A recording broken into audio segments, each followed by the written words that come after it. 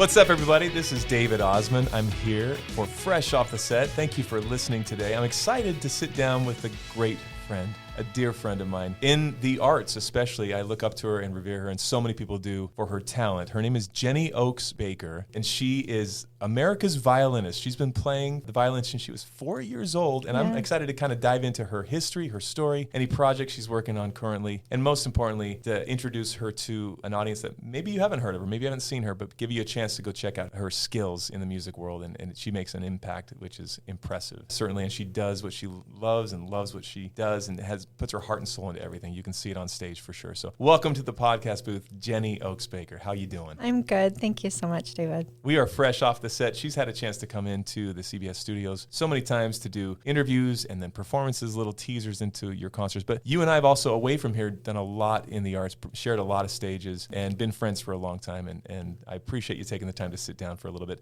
and allow me to introduce you to our audience and who you are. So thank you for being here. Fantastic. Great to be here. This violin is your axe. That's what you do so well. You've performed since you were 4. Give me a little bit of a history. Where did you start?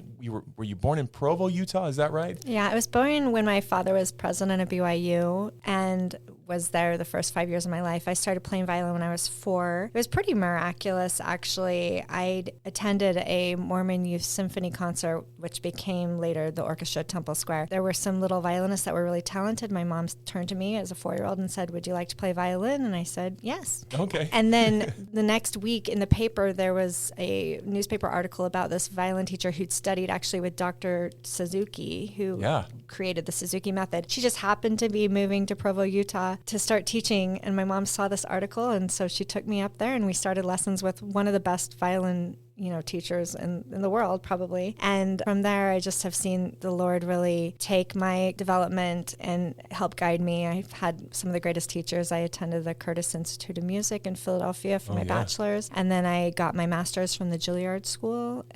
Just Juilliard? Okay.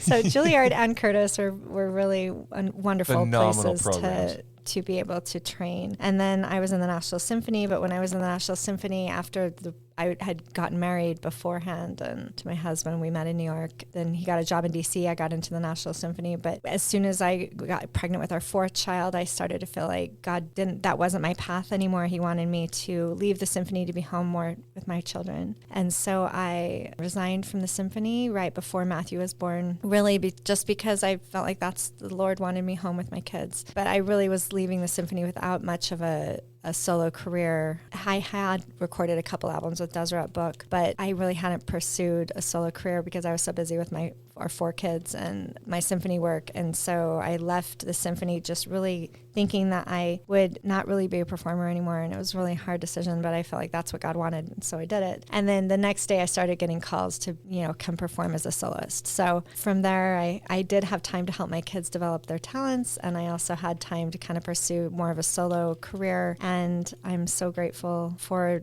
everything that's happened where I've been able to solo a lot or perform a lot with my children, help them develop their talents, and also start producing Christ-centered shows and take them throughout the world. I've also formed the Soulful Music Foundation to present these shows and make them more affordable for families to attend. So it's been a really meaningful, impactful career, and I'm really, really grateful for where things are. A labor of love from the beginning.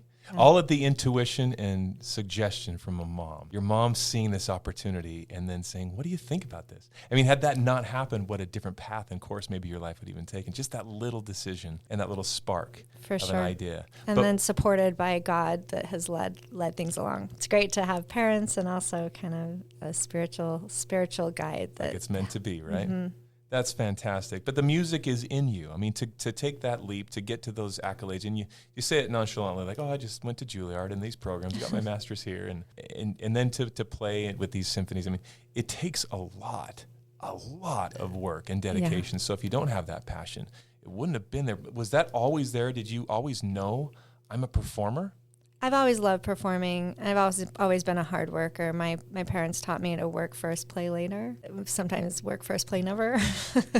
Yeah. So I've worked really hard, but I really have felt, I always knew that God had a path for me, and I was supposed to work my hardest and, keep the commandments and follow the Spirit, and I would eventually know what the Lord had in store for me. And it's really incredible to look back and just see all the different doors that God has opened and opportunities he's given me, and which really has helped me create a really beautiful life that That's I'm nice. very, very grateful for. That's an interesting question I want to bring up. And for our audience that may not know, you mentioned your dad was president of BYU and currently has been in the position of president of the Church of Jesus Christ of Latter-day Saints, Yes. and revered by millions as prophet, seer, and revelator. Have that as your dad, and then from childhood and have the influence of your parents in your life. What's that like? Because that's a very unique position. It has been pretty incredible. What's been most incredible is the kind of people my parents are, which has truly impacted my life. The kind of person that does become a prophet, is a true prophet, is an incredible person. They treat everyone with kindness. They are good in every way. They're always trying to be better. They respect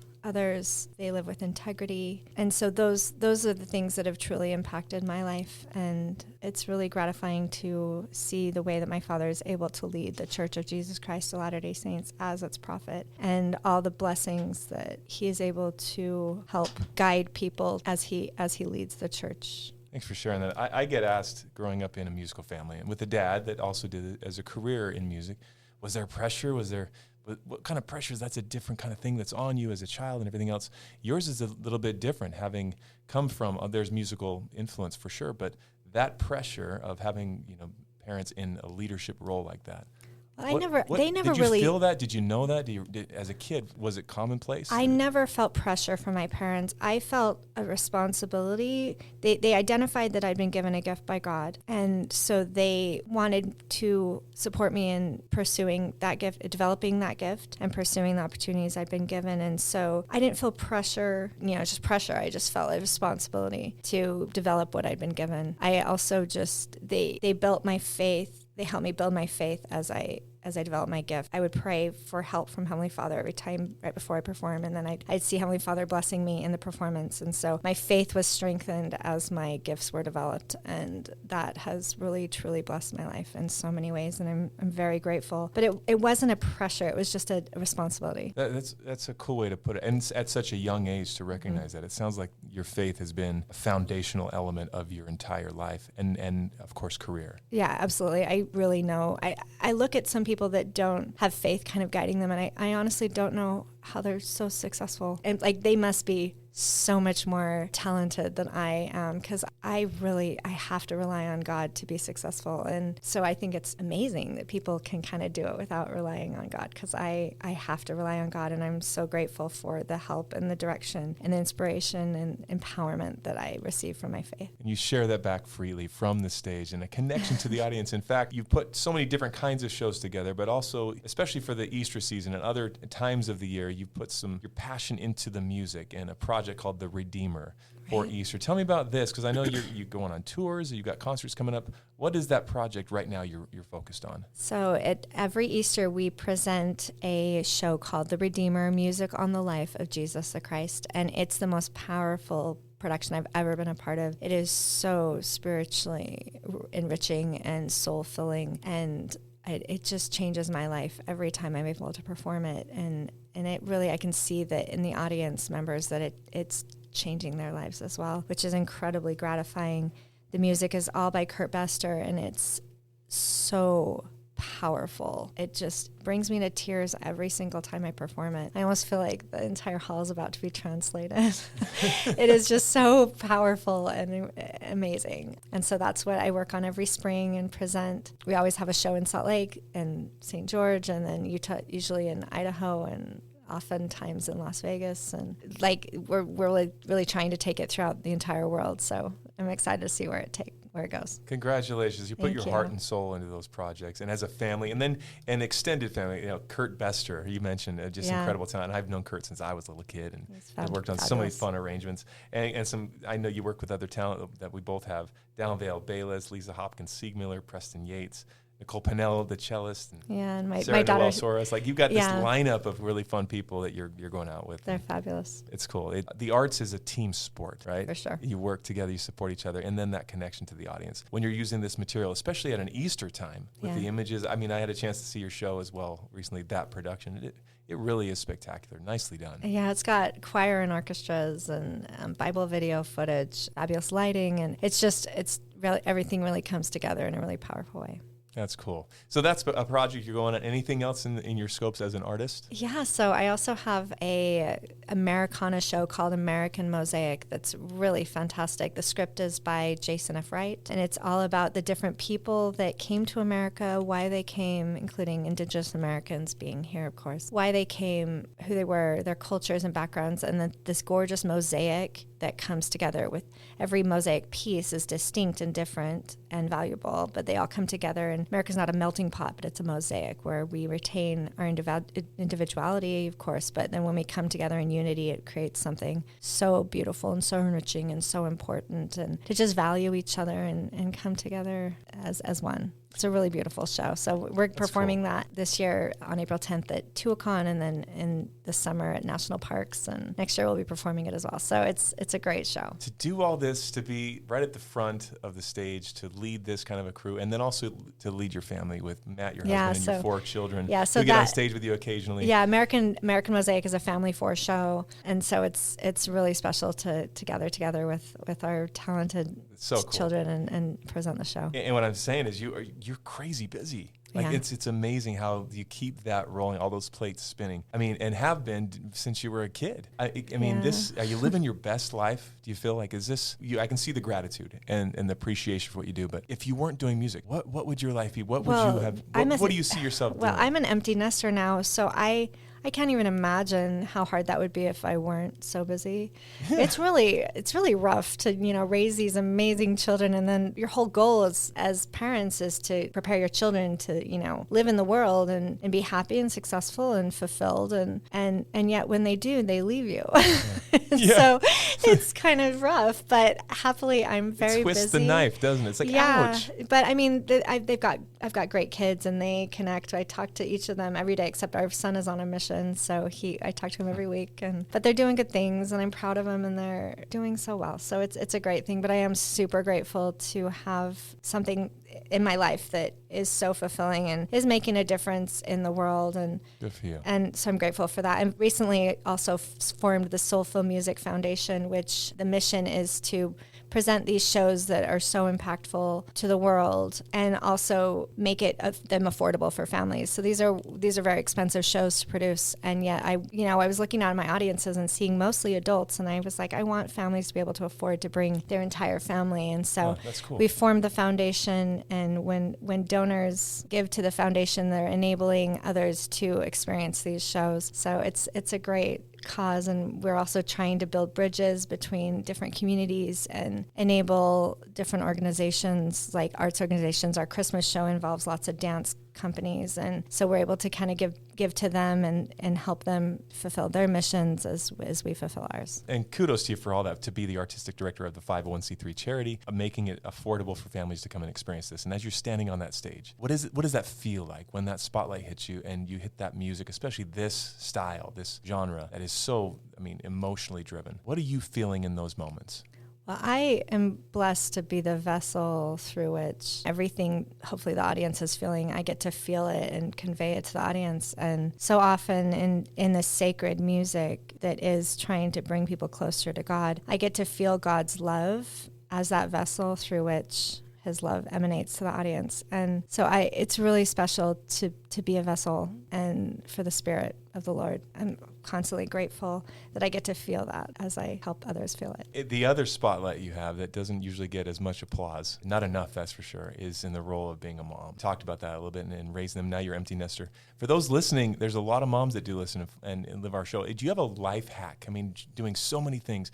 Any advice that you would give on your role as a mom? Things that you've learned as you're juggling a business and the business of family. And maybe to follow that, any suggestions for moms moms that have kids, like your mom did for you, to say, look, here's a violin teacher. You want to do that? Anyone that wants, their kids want to get into music, what advice would you give? Well, as women, we go through so many different phases. I mean, when you first even, have a child, it's so overwhelming to even take care of one child. And then sometimes you're blessed with more children, and just figuring out how to balance everything and manage everything with these lives that are relying upon you to keep them even alive. It's quite the balancing act, but it really, learning how to balance does enable you to take on more things even when those children leave. And so just learning how to balance, learning how to prioritize, I think, is such an important thing.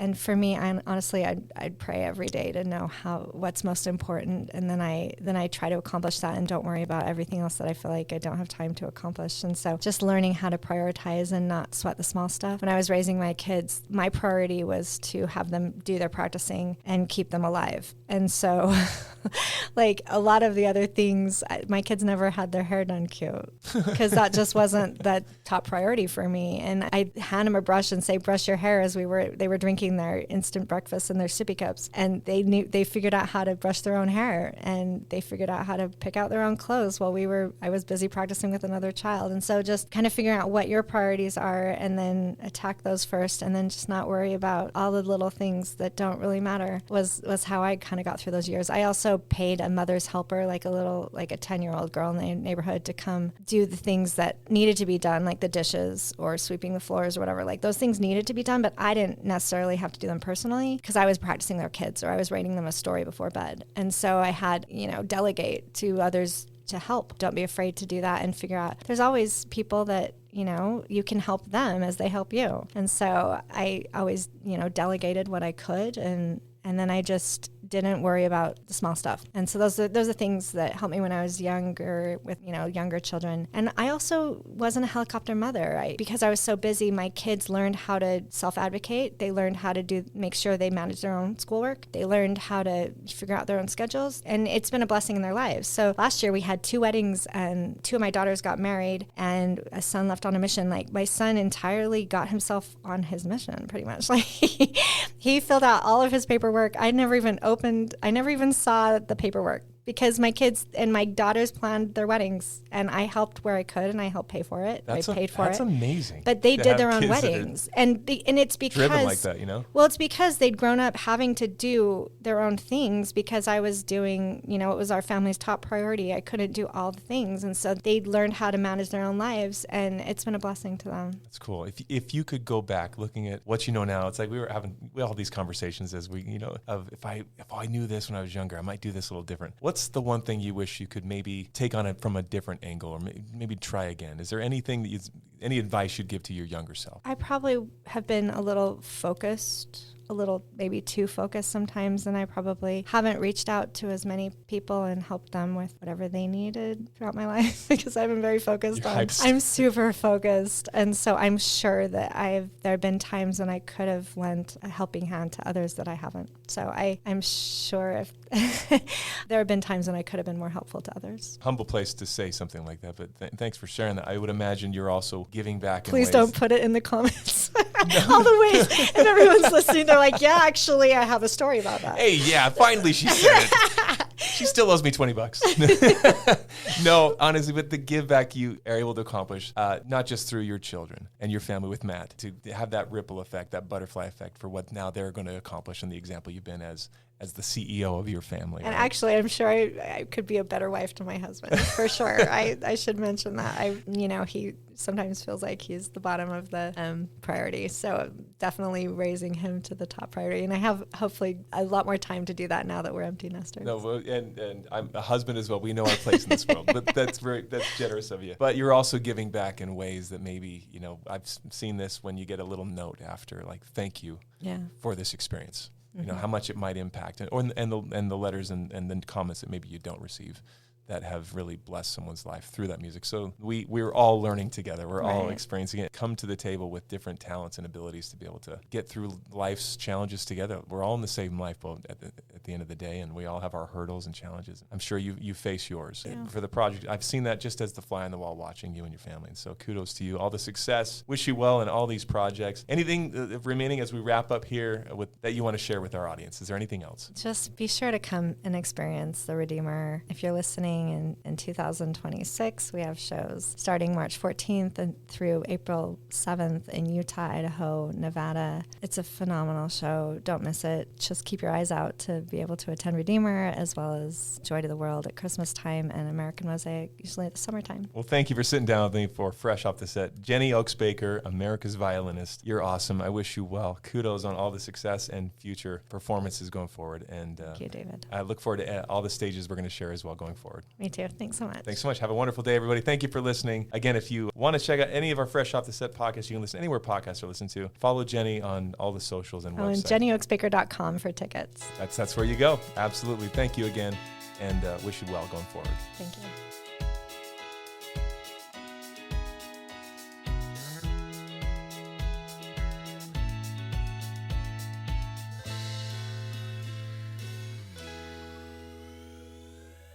Congrats, you made it to the end. If you want to continue to freshen up your day, you can watch us on Fresh Living every weekday on CBS Channel 2 in Utah at 1 o'clock. You can also watch us on our YouTube channel, KUTV Fresh Living, and follow us on social media. We will see you next week.